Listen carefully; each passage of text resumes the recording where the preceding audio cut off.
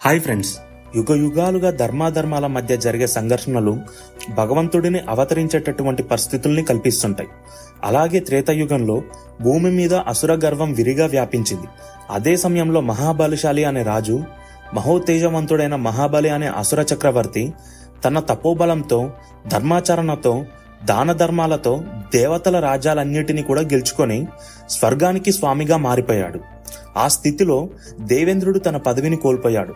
దేవతలు తమ ఆత్మగౌరవాన్ని కోల్పోయారు. కానీ మిక్కిలితో భక్తిపూర్వంగా యజ్ఞాలు నిర్వహిస్తూ శిష్టాచారంగా నడుచుకుంటూ తన పరాక్రమాన్ని చూపిస్తున్న మహాబలిని చూసి భూమిపై ఉన్న ఋషులు కూడా ఆశ్చర్యపోయారు. అయితే అతని లోపమైన ఒకే ఒక కోణం అతడి గర్వం.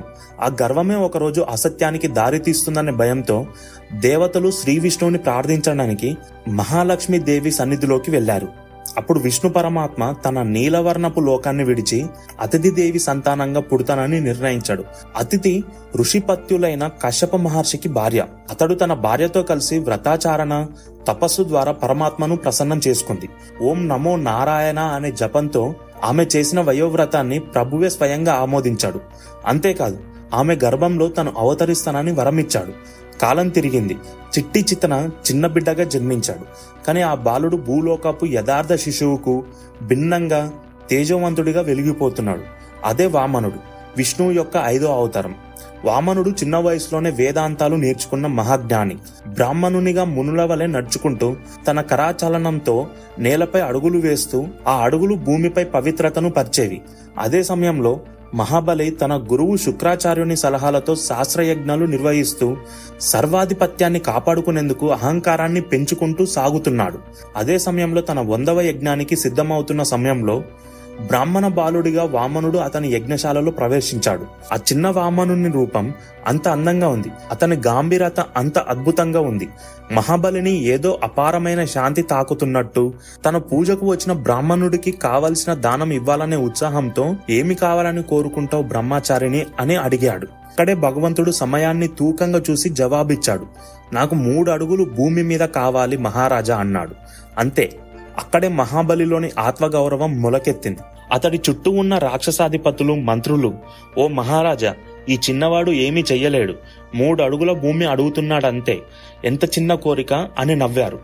కానీ గురువు శుక్రాచార్యుడు మాత్రం ఒక అద్భుతమైన లోకాన్ని చూశాడు.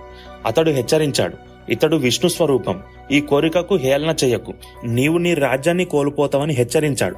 కానీ మహాబలికి తన మాటే ముఖ్యం. అహంకారంతో, ధర్మబద్ధతతో కూడిన గొప్పతనాన్ని చాటుకోవాలనే సంకల్పంతో ఇతడు కోరిన 3 అడుగుల భూమిని నేను ఇస్తాను అని ప్రతిజ్ఞ చేశాడు. ఇక్కడే ఆ మానవుడి రూపంలో ఉన్న వామనుడు సత్యరూపమైన పరమాత్మ రూపాన్ని ప్రదర్శించాడు. అతని రూపం విస్తరించింది. భూమికి చివరి నుండి ఆకాశం మొదలుకొని విశ్వాన్ని నింపేలా పెరిగింది. మొదటి అడుగుతో భూమిని కొలిచాడు, 2వ అడుగుతో ఆకాశాన్ని కొలిచాడు, 3వ అడుగుని వేయడానికి స్థలమే లేకపోయింది. ఓ మహాబలి, నువ్వు నాకు 3 అడుగుల భూమిని వాగ్దానం చేశావు, ఇప్పుడు 3వ అడుగును వేయాలంటే స్థలం ఎక్కడా అని వామనుడు ప్రశ్నించగా అహంకారాన్ని వదిలేసిన మహాబలి తన తలని సమర్పించాడు. ఈ శరీరం నీదే స్వామి, నా తల మీద 3వ అడుగు వేయండి అని అహంభావంతో తల వంచాడు. అక్కడే పరమాత్మ 3వ అడుగుతో అతని తలపై మోపాడు. అది శాపం కాదు, దీవెన. ఎందుకంటే మహాబలి తను సంపాదించుకున్న అన్నిటినీ పరమాత్మకు సమర్పించాడు. తన రాజ్యాన్ని, తన గర్వాన్ని, తన బలాన్ని, అన్నిటినీ. ఇది భక్తికి పరాకాష్ఠ. భగవంతుడు అతని తపస్సును గౌరవించి అతనికి పరిపాలించేందుకు పాతాళ లోకం అనే రాజ్యాన్ని ప్రసాదించాడు. అంతేకాక భగవంతుడే స్వయంగా అతని ద్వారపాలకుడిగా ఉంటానని వరమిచ్చాడు. మహాబలికి ప్రతి సంవత్సరంలో ఒక్కసారి భూమి మీదికి వచ్చి తన ప్రజలను కలిసే అవకాశం ఇచ్చాడు. అదే మనకు బలి పౌర్ణమి, దీపావళి, ఓణం వంటి పండగలుగా మారింది. ఈ కథలో కనిపించే వామనుడు చిన్నవాడే అయినా లోకాన్ని తూకంగా కొలిచే చైతన్య శక్తి ఉన్నవాడు. భగవంతుడు ఏ రూపంలోనైనా వచ్చి భక్తి కోసం, ధర్మం కోసం, సామరస్యత కోసం తన్నెప్పుడు సిద్ధమే అన్న సందేశాన్ని ఈ వామన అవతారంలో మనకు ఇచ్చాడు.